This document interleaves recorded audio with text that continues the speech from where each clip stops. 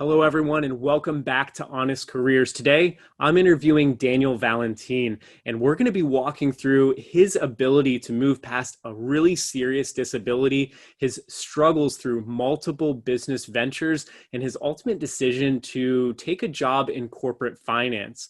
We're also going to be chatting about his decision, why and how he decided to quit that job in corporate finance, his journey into becoming an e-commerce seller, all while he shares his unique insights on becoming an Amazon FBA seller. So this interview is jam-packed. Let's jump right in.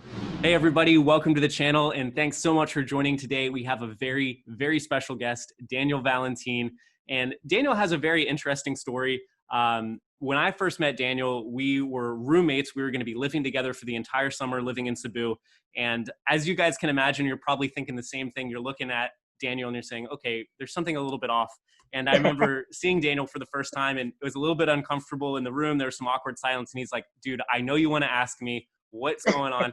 And so I was like, all right, dude, what is up with you? Danny, why don't you start off? Because I know you have a disability. It doesn't, you've accomplished so many things in this world. You've clearly moved very beyond that. But tell everyone, just the elephant in the room, and then we'll get started with the interview. Dude, why do you look so strange, dude? Yeah, that's a good question. I feel like I'm glad you asked from the get-go, because a lot of people take forever to ask the question, and some people, they will, like, just because they're nervous or they feel like I'm offended, they never ask it. So I thank you for asking from the get-go. Let's get that baby out of the way from the beginning. So obviously, I look different. I am a little bit of what you call an outlier, I would say, right? So and that's what I basically have two conditions.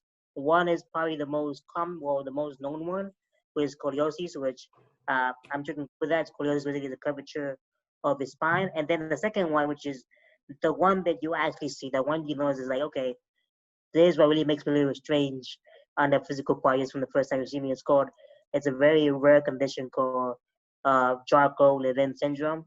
And just long story short, this is the guy that discovered it, right? So I'm named after a guy, the condition. But yeah, man, that'd be a condition. And I mean, whatever you want to know about me, let me know, and I'll go more in depth. But that's the base of it, right? So that's what makes me look just a little bit quirky from the rest. Gotcha. And I guess one of the first things, the what this interview is going to cover today is not really focusing on the disability. It's going to focus on all the cool things you've been able to do. I remember I guess one of the things that you said to me when I had met you in Cebu for the first time that really kind of clicked was you said, hey, from an early age, I knew that I was born with a disability, and I realized that my brain still worked, or I could go and try to accomplish the things that I wanted to.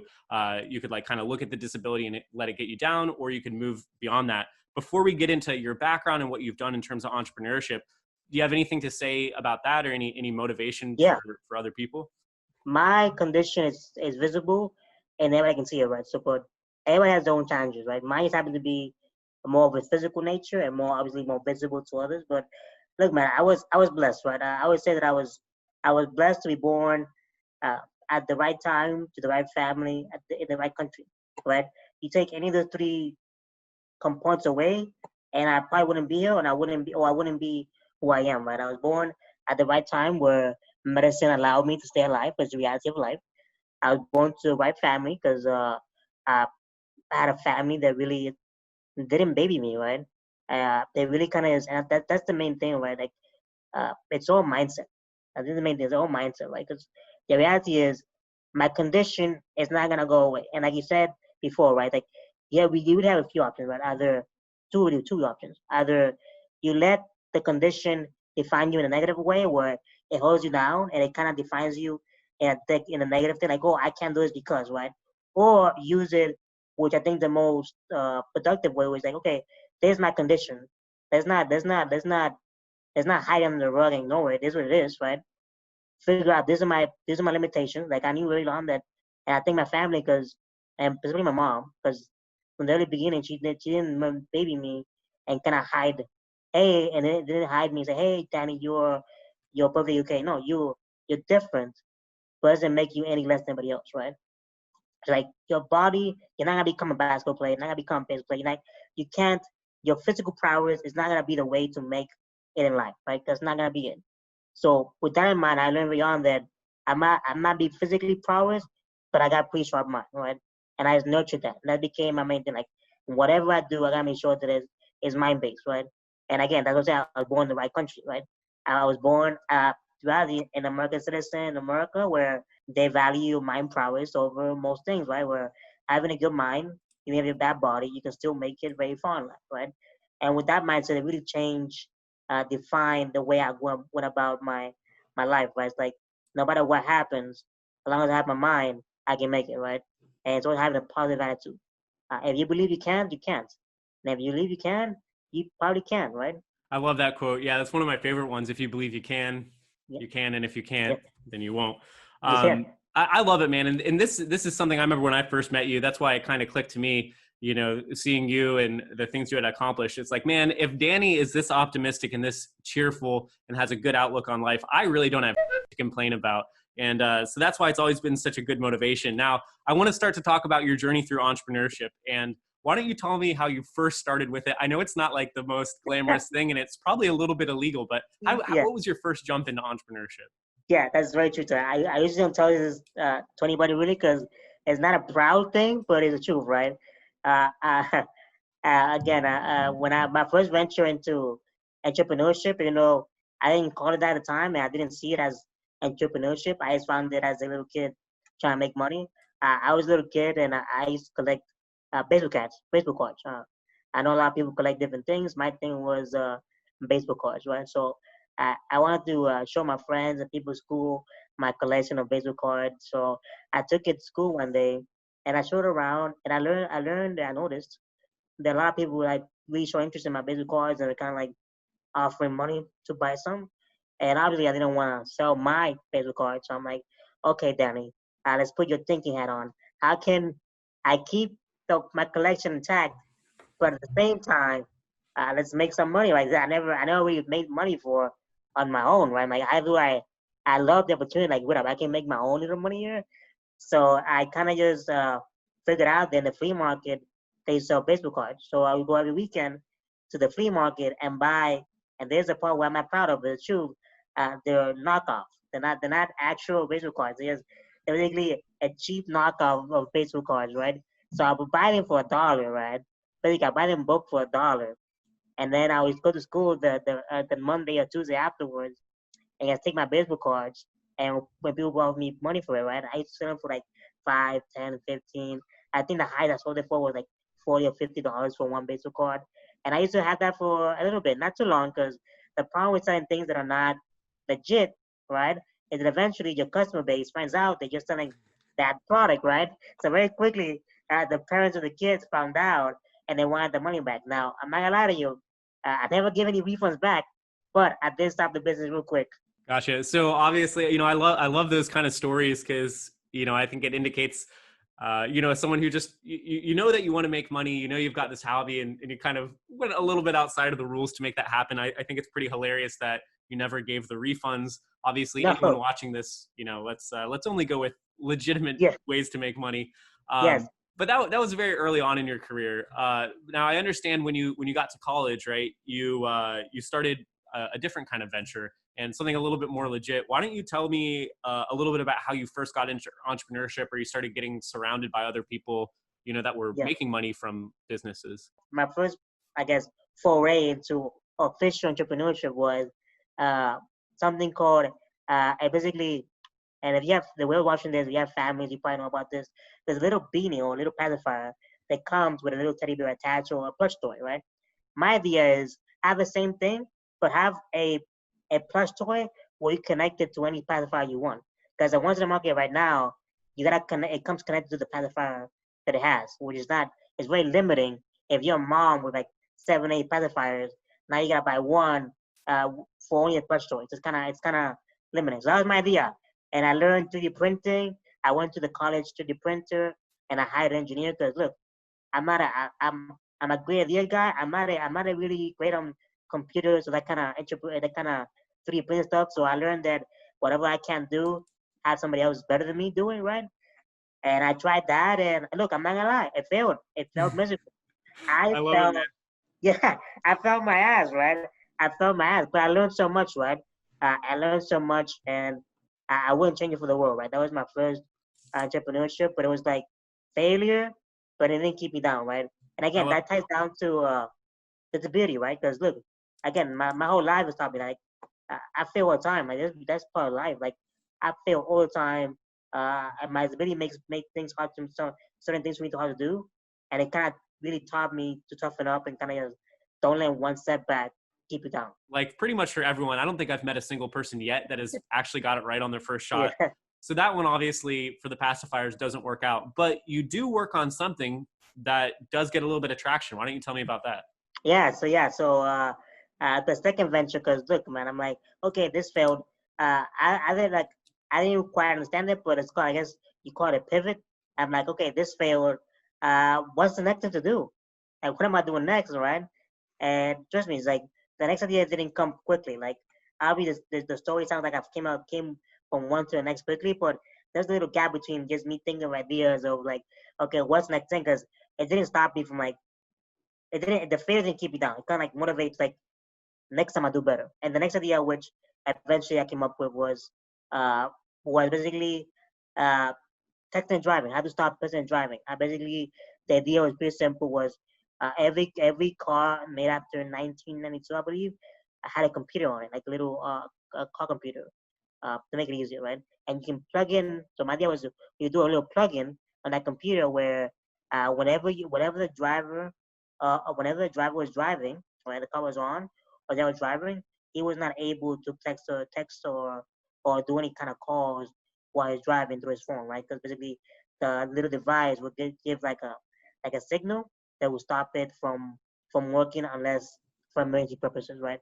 And that was a concept, right? And look, I kind of pitched it around to family members and friends, and they kind of like the idea, but I got the same kind of thing like, oh, you can't do that. That's not possible. And look, just because people say it can't do it, doesn't mean it can't be done, right? So I'm like, no, this definitely, like, I don't know if it could be done, but I'm like, it sounds doable, right? So I used to go down for the next month or two, and it's like, people start like, you don't, like, sometimes things take a while. Like, I don't, I'm not an engineer. I'm not, right? I'm not an engineer. I can't engineer. I need some help to actually making this happen. I had the idea, but I didn't have the skill set. So for like the next month or two, I found every engineering club or computer club in the area that I was staying, college area that I was staying. And look, man, for a month or two, every week I go to these meetings, and every week people that didn't want to talk to me, they're like, no, this guy's is yes, he brings no value.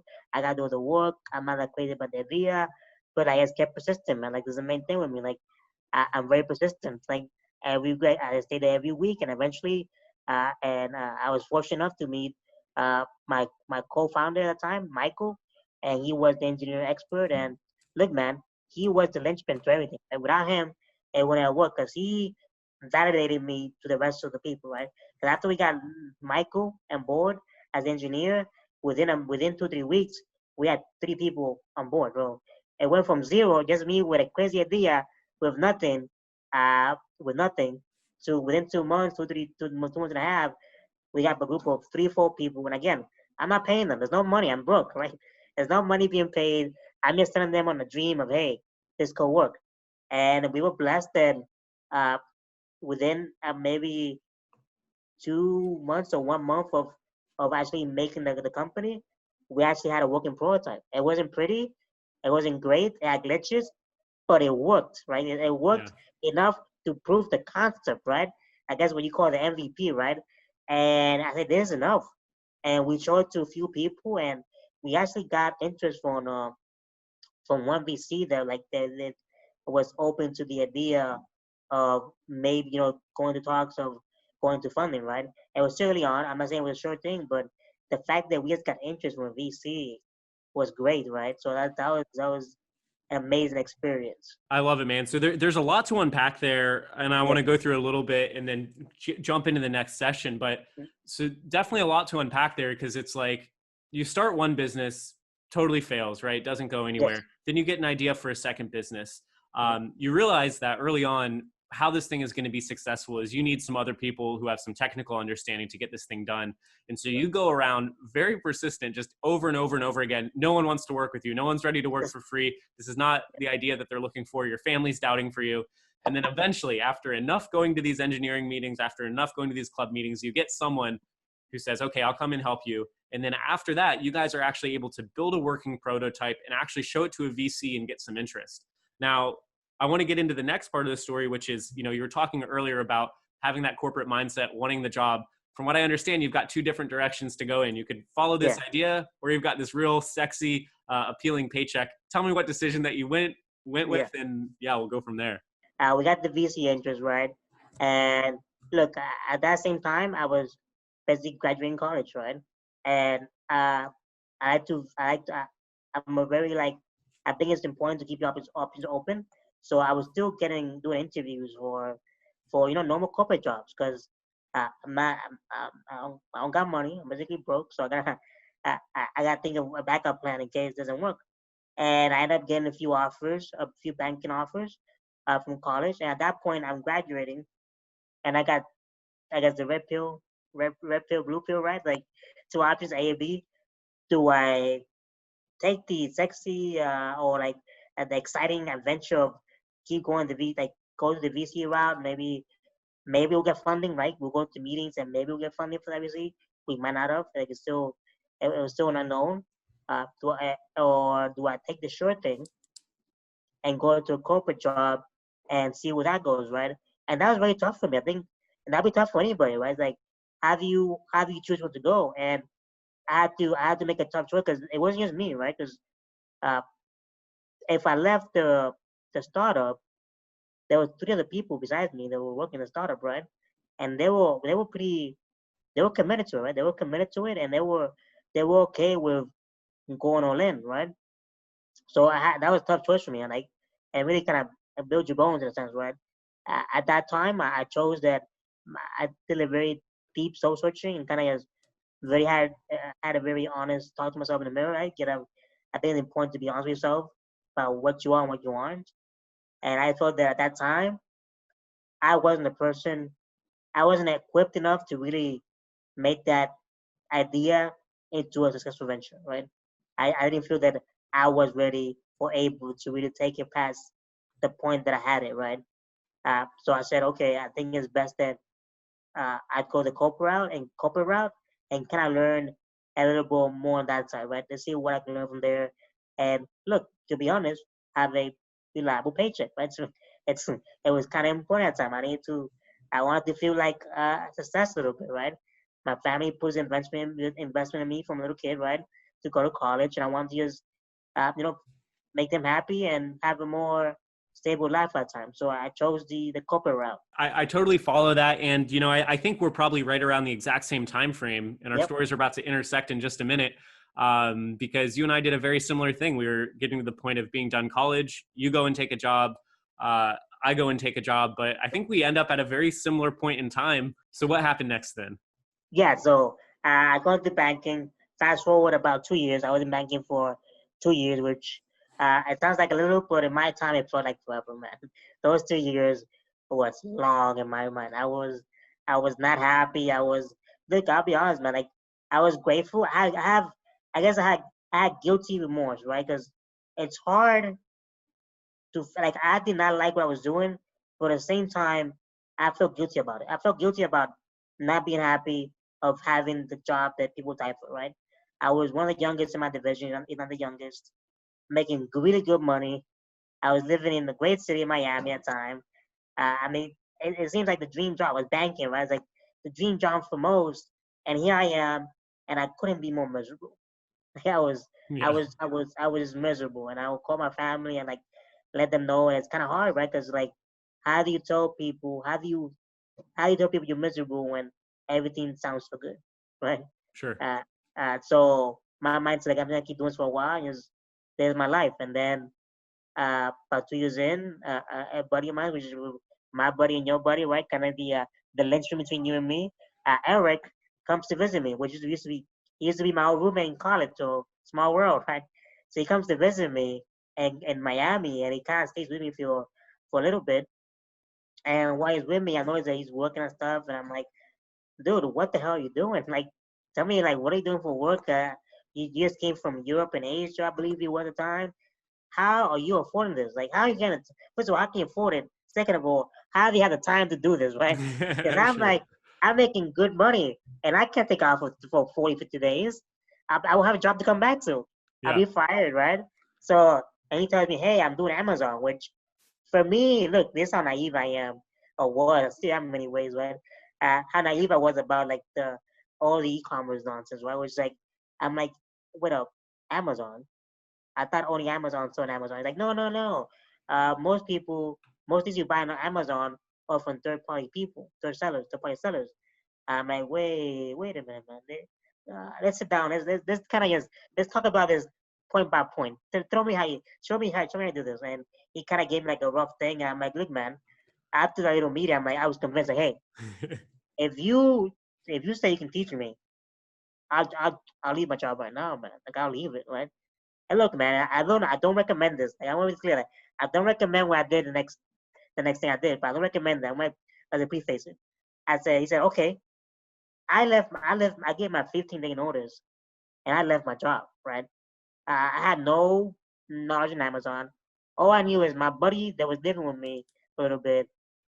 He was doing it. He was making okay money, and he's promised me that he can teach me. That's it.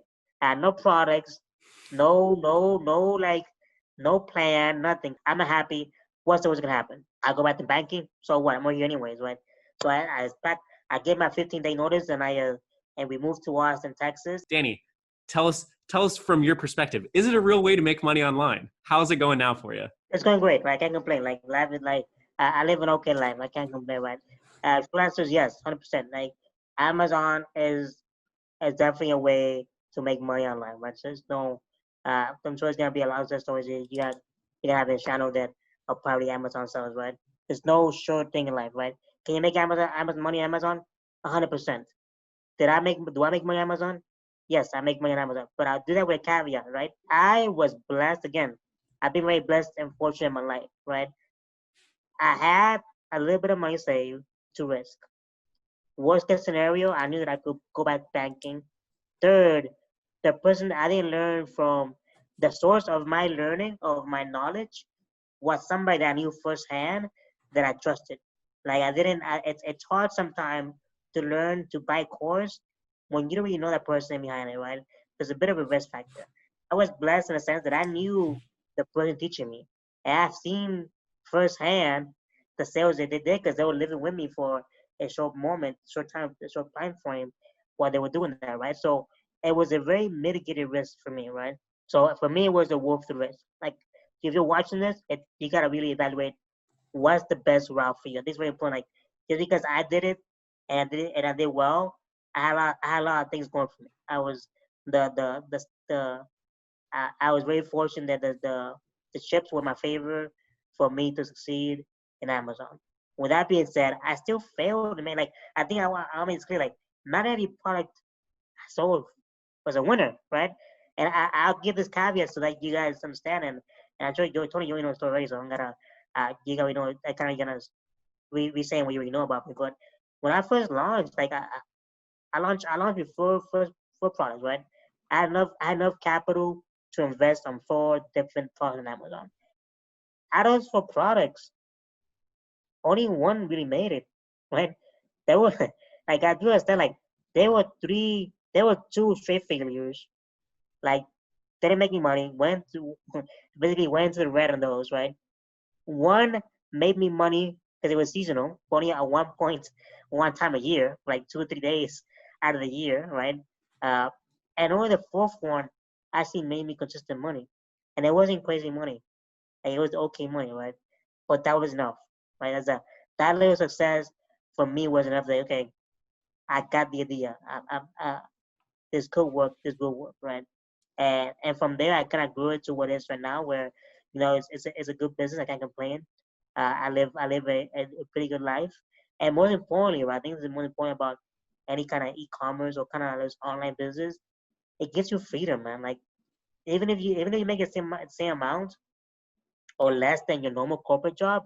Look, my corporate job, I think I forgot how many days. They give me like maybe 15 or 25 days of vacation every year, and I had to ask permission every time. And if I got sick, it counted towards my vacation time, right? So think about that. if you make the same amount of money, a little bit less, but you can just, if you want to spend time with your girlfriend, your wife, your parents, your kids, you can take that time, right? You can take that time. You do an online business and kind of just have that level of freedom that you just won't have in a corporate job.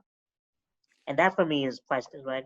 I would have taken less money spending on e-commerce for the freedom that I have now. Amazing insight, amazing tips. I guess, we covered a few of the ones. I had a couple last questions for you here, but I think we covered some of them. Number one, around the learning, right? That's a big thing. I think I remember very much that summer. I remember, you had already learned how to sell on Amazon. I remember moving out to Cebu and Yeah. kind of learning some of the things from Eric. Obviously, we were both super lucky that we got to learn from someone who was already selling. There's definitely a lot of fake gurus out there. We talked a little bit about if you don't have, I guess one question I would have for you, Danny, is would you recommend, if someone doesn't have any money saved up, would you recommend them ever to go and try to start an Amazon FBA business? And that's their only way to make money, or what are your thoughts there? I wouldn't say it's the only way, right? The thing is, I think it's hard, because every I would say my opinion. I think everybody has to make their own choice in their own life, how they choose best to live their own life. My opinion is, if you have minimal or low amount of money saved, uh, the Amazon landscape can be very competitive if you don't know what you're doing. And I know you might see a lot of people saying, "Hey, you can start off with little as this and that," and that's not really true, right? You got to think kind of, you got what you got to learn from. All these courses cost money, and you can watch free YouTube channels and free YouTube videos, but it's not gonna be the same, right? And then if you buy the wrong course, then you end up at zero, right? So I would recommend, if you want to go into e-commerce with little to no money saved, look, man, Etsy is a great platform now. I do say there's more competitive. When I did it, it was still younger, and in its age, so it was much easier to be successful on Etsy. But to this day, if you can make things and you can make handmade things, Etsy is probably the best route to start off an e-commerce, right? Because you don't gotta buy in bulk. You literally just make the stuff and you post it, and you kind of learn how to how the online e-commerce business works. And if you do well on that, then maybe go out there and make your own Shopify store or go into Amazon. But I think there's different options that might be better suited for your capital needs if than Amazon, if you have little to no capital. Gotcha. Well, Danny, thank you so much for taking the time for this, for the interview today. Guys, you're going to be seeing Danny a lot more on this channel. He's going to be one of our co-hosts. I just want to recap a couple of the key takeaways I got today. Number one is, if you're between having a career or you're going to go and follow a startup, you're going to go follow starting your own business. It seems like a big takeaway that I've heard from you, and I keep hearing repeatedly, is if you're limited, especially by if you're not super invested, if you don't wake up every day and you're like, hey, I actually do enjoy my job, this is fun, probably start to think about the other things that you could do out there. And if you do fail, potentially you can always just go back and get another job. The other key takeaway that I think is real important as well is in terms of learning, right? There's going to be courses that could be really good courses, and then there's courses that could be garbage. So Yeah. you got to make sure, before you go and spend money, make sure that what you're getting actually is good. It's going to help you to learn. Danny, one last thing that I will ask of you is, you are the best person I've ever seen in terms of mindset, in terms of motivation. What tips, if any, do you have for people if they're struggling? They're saying, hey, I know I want to go and accomplish these things, but I just need to get the ability to go and do it, or to motivate myself. Do you have any kind of tips you might give to anyone? Look, man, I'm just driven to prove, right? I think I think I got an inner desire to be something in life. Like, I feel like I gotta accomplish something, right? So for me, is my dream factor is, I wanna prove that I'm worthy, right? That I can do it, right? Because me, I'm sure a lot of people in this that are watching right now, maybe not directly, but indirectly, like, not everybody's gonna believe in you, man, right? And that's perfectly fine. They don't have to. It's not people's obligation or right to believe in you, right? But that you should use that as motivation, right? That if people don't believe in you, look, man, yes, believe in yourself, right? And that's why I was blessed. I was blessed. Like I said, I was blessed that I have a great family that they kind of instilled me very young in life. Like, look, if nobody's telling you pretty, tell yourself you're pretty. Like literally, I'll tell you later after. I kind of just sums it perfectly, right? And it kind of it's like a silly story, and people might not like it, but the truth, right? And it really kind of encompasses the way you should sometimes view your life, view life. Was like when I was younger, I used to my mom used to I used to pass bathroom times or just the living room, and my mom will every morning or every day, I will catch her look in the mirror and telling herself how pretty she is, right? And I know that sounds vain, right? I know it sounds vain and like, why would you do that? So I asked her like, hey, mom, why the hell are you doing this? Like, hey, Danny, if nobody's telling you pretty, sometimes you can take yourself. Sometimes your biggest cheater is gonna be yourself. And it sounds dumb, but for me, it's like it really, it really kind of resonated, and I kept it really within myself. Like sometimes your biggest motivator, your biggest cheater is gonna be you, man. And if you got that rock, then the rest kind of just, you fine, man. I You fine. totally agree, man. And that's the best advice. And it's okay, it's okay to say that, man. Like, I know for me personally, like a big one is absolutely wanting to prove people wrong and wanting to prove that I actually can do it. So I think that's the best advice. Find out what motivates you, find out what gets you going, Yeah. and then go and execute. Danny, thank you so much for taking the time to be on the channel, man. We'll be seeing more of you soon. Thanks so much for taking the time. Thank you, man. I'm excited, man. Till Have an next awesome time. day. Hey everyone, thanks so much for watching. I want to encourage you to go and check out our digital marketing playlist. There's a bunch of videos that have a ton of information and good insights on the world of digital marketing. Go and check it out.